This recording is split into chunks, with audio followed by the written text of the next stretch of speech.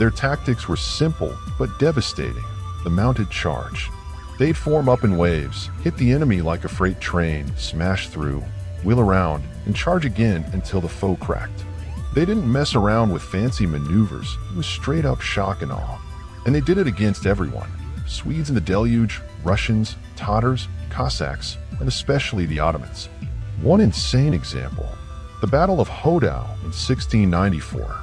About 400 winged Hussars, plus some allies, held off thousands of Ottoman Turks and Crimean Tatars for hours, using repeated charges, dismounted fighting, and sheer balls-to-the-wall grit.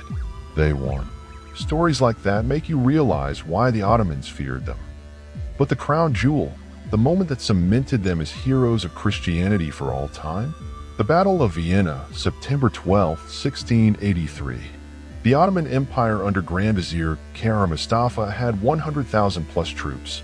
Some estimates push higher with allies, besieging Vienna, the gateway to Western Europe.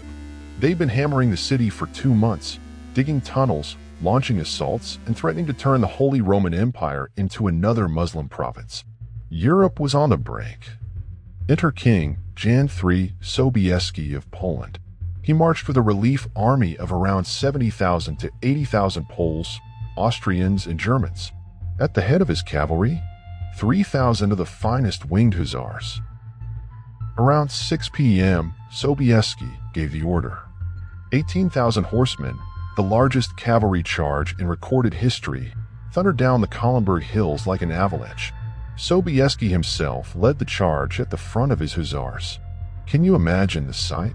Armor glinting, wings fluttering, lances lowered, that eerie whistle cutting through the cannon smoke. The Ottomans broke. The Hussars smashed straight into their camp, sabers flashing, trampling tents and janissaries alike. The siege collapsed in hours. Vienna was saved. The Ottoman tide that had threatened Europe for centuries was finally turned back for good. Sobieski, standing amid the captured Turkish standards and coffee, yeah, that's how Vienna got its famous coffee houses, sent a message to the Pope paraphrasing Caesar but giving credit where it was due. Venemus, vitimus, deus vicit. We came, we saw, God conquered. Not, I conquered, God did. That's the kind of humility and faith these guys carried into battle.